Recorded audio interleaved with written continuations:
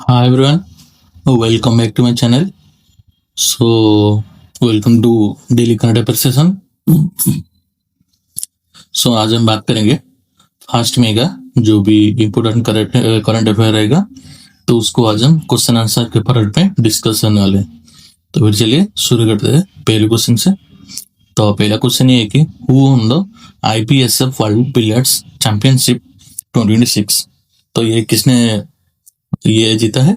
तो आंसर है सौरभ कोठारी. तो ये कोलकाता के हैं और इन्होंने बैक टू बैक 2025 में जीते थे और 2026 में भी जीते हैं. ये कहाँ पे हो रहा है? हमारा आयरलैंड में हो रहा है इसका 2026 वाला एडिशन. ये एक्चुअली शुरू कब हुआ था? ये 1926 में शुरू हुआ था. आज वर्ल्ड एमेच्योर बिलियर्ड्स चैंपियनशिप 1973 में ये IPSF ने इसको टेक ओवर कर लिया, जिसका अभी करंट हेडक्वार्टर हमारा कतर दुबई में है. और इस पे जो रनर अप है पंकज आडवाणी, ये इनका पास एक all time high record holder है जिन्होंने 19 बार ये जीता है. नेक्स्ट क्वेश्चन, इनुन नाबी टैक्लेम्बान who was recently seen in news is associated with which sport. तो ये जूडो से एसोसिएटेड है और इनका जो घर है वो मणिपुर इंडिया में है. और इन्होंने जो कि अभी एशियन जूडो चैंपियनशिप हो रहा है हमारा चाइना में, यहाँ पे इन्होंने ब्रोंज जीता है. एंड किसको डिफीट करके ना? मंगोलिया को डिफीट करके. तो अभी उसके किसने 70 kg कैटेगरी में. और अभी टोटल अगर इस चैंपियनशिप के बारे में बात करेंगे तो मंगोलिया इसमें नंबर 1 पे जिसके पास 7 मेडल है. एंड ताजिकिस्तान जिसके पास 5 मेडल है. एंड चाइना जिसके पास 9 मेडल है. एंड 12 आता है हमारा इंडिया जिसके पास एक ही मेडल है. एंड ये first Asian medal in 13 year, मतलब 13 ईयर से कोई नहीं जीता है. अब ये पहला बना है 13 years. Next question, Maharashtra and Gujarat celebrate their foundation day on 1 May. In which year were they established as independent states? तो 1960 में इंडिपेंडेंट स्टेट बने थे. तो अगर स्टार्टिंग की इसका एक्चुअली इनका ये 66 फाउंडेशन डे है. तो एक्चुअली 1684 में आप सबको पता होगा ब्रिटिश ने बॉम्बे प्रेसिडेंसी बनाया था, जिसमें गुजराती और मराठी पॉपुलेशन रीजन मिलके रहते थे. एंड 1956 में हमारा स्टेट रीऑर्गेनाइजेशन एक्ट आया जिसके तहत 14 स्टेट बने एंड 6 यूटी बने. लेकिन बॉम्बे ऐसा ही वैसा का था. एंड 1960 में बॉम्बे रीऑर्गेनाइजेशन एक्ट आया जिसकी वजह से ये 2 स्टेट हो गए, गुजरात एंड महाराष्ट्र. किसकी वजह से ना? हमारे लिंग्विस्टिक लाइन के आधार पे नॉर्दर्न रीजन को गुजरात स्पीकिंग में गुजरात में बता दिया गया एंड महाराष्ट्र को southern speaking and Marathi speaking में बताया गया. जिसका अभी गुजरात का कैपिटल गांधीनगर है. इनके जो सीएम है वो है भूपेंद्र पटेल. और महाराष्ट्र का कैपिटल है मुंबई जिसके सीएम है हमारे Devendra Fadnavis. Next question, where is the Indian army hosting the first edition of multilateral military exercise Pragati. तो ये मेघालय में मतलब एक्सरसाइज हो रहा है. तो इसका एक्चुअली प्रगति का फुल फॉर्म क्या है? Partnership regional आर्मीज growth and transformation in Indian ocean. तो ये ऑल रीजन में पार्टनरशिप करना एंड रीजनल आर्मी के बीच में ट्रांसफॉर्मेशन एंड ग्रोथ करना इंडियन ओशन के रीजन में. तो ये होस्ट है हमारा Indian army. And 11 nation total इसमें पार्टिसिपेट कर रहे हैं, 11 एशियन नेशंस. एंड इसका जो ऑब्जेक्टिव है ये building mutual trust, defence corporation and align with India's act east policy.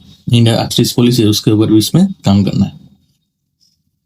और ये कहाँ पे हो रहा है? हमारा उमरोई मेघालय में ये इस बार हो रहा है. Next question, which indigenous missile first salvo launch was successfully conducted by DRDO and the Indian Navy in April 2026. तो नास में सर एक missile first salvo launch successfully conducted by DRDO and Indian navy. Actually ये क्या? ये salvo technique है जिसमें से आप मल्टीपल मिसाइल को फायर कर सकते हैं from a single platform in rapid succession to overwhelm the enemy defence system. तो एक्चुअली इसका फुल नेम है नावल एंटी शिप मिसाइल. एक शॉर्ट रेंज मिसाइल है. लॉन्च प्लेटफॉर्म है इस हेलीकॉप्टर से, मतलब सीकिंग 42 भी हेलीकॉप्टर से लॉन्च किया जाएगा. एंड पेलोड इसका है 388 एंड रेंज इसका है 55 किलोमीटर। इसका डेवलपर कौन है? हमारे DRDO and Indian Navy. Next question, where was the 10th meeting of the India Kenya joint trade committee held? तो नैरोबी में ये मीटिंग हो रहा है। नैरोबी कौन है? नैरोबी है हमारा जो है हमारा केन्या का कैपिटल, और ये इसका हेडक्वार्टर है यूएनईपी का। यूएनईपी मतलब यूनाइटेड नेशन एनवायरमेंटल प्रोग्राम, इसका भी इसका हेडक्वार्टर यहाँ पे है। तो अगर इनकी हिस्ट्री के बारे में बात करेंगे तो 2025 में इनका जो बायलैटरल ट्रेड था ये $3.45 बिलियन का था, एंड अब की बार 2025-26 में ये बढ़कर $4.31 बिलियन हो गया, जिसमें से आप बोल सकते हैं कि लगभग 55% का इंक्रीज हुआ है, 25% का। और ये कहाँ पे हो रहा है? हमारा नायरोबी में। तो इसका सिर्फ एजेंडा क्या है? तो boosting bilateral trade, investment and agriculture tech cooperation. Next question, what is the name of the portal launched by EPFO to track old EPF accounts and link them with UN? UN मतलब universal account number. तो इसका name है हमारा ई प्राप्ति। इसमें क्या होगा कि जो भी प्री 2014 से पहले जितने भी EPF अकाउंट है जो कि इनएक्टिव है उनको कनेक्ट करना with employees UN number, and उनको पैसा उनको पास तो राइट बेनिफिशियरी उनको रिटर्न करना। तो अगर ईपीओ की बात करें तो ईपीओ का 1952 में एस्टेब्लिश हुआ था, एंड ये किसके अंदर काम करता है? हमारा ministry of labour and employment के अंदर काम करता है। ये one of the largest social security organisation. Next question, which Nepali language film won the 3 major awards at the Indian Film Fest of Leh and Indie Meme Film Fest? सो इसका answer है shape of momo. तो उनको best short film award मिला है, audience award भी मिला है, and special jury award भी मिला है। तो ये प्रोड्यूस किया है हमारा त्रिवेणी रॉय। एक्चुअली स्टोरी है the story of a young woman named Vishnu using the momo as a cultural symbol. Next question, where is India's first integrated Basmati and organic training cum demo farm being established? तो ये हो रहा है हमारे पीलीभीत में, जो कि हमारे उत्तर प्रदेश में आता है। एक 7 एकड़ प्लॉट में हो रहा है। इसका नाम पड़ा है हमारे जो हिस्टोरिकल फिगर है बीरगाना अवंती लोधी, उनके नाम ये पड़ा है।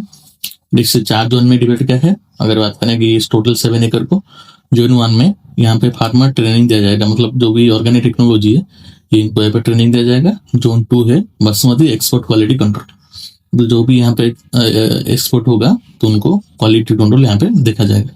एंड जोन 3 है हमारा बासमती एग्रीकल्चर ट्रेक डेमोन्स्ट्रेशन, जितना भी टेक्नोलॉजी है यहाँ पे इनको डेमोन्स्ट्रेशन किया जाएगा। एंड जोन 4 है हमारा लाइव एग्रीकल्चर ट्रेक डेमोन्स्ट्रेशन, जो भी मतलब एग्रीकल्चर होगा यहाँ पे इनको लाइव दिखाया जाएगा। एंड इसका जो एजेंसी है ये हमारा एग्जीक्यूटिव एजेंसी अपेडा, जिसका फुल फॉर्म है agriculture and processed food products export developing authority, जिसका शुरुआत होता है एस्टेब्लिश 1985 में under ministry of commerce and industry.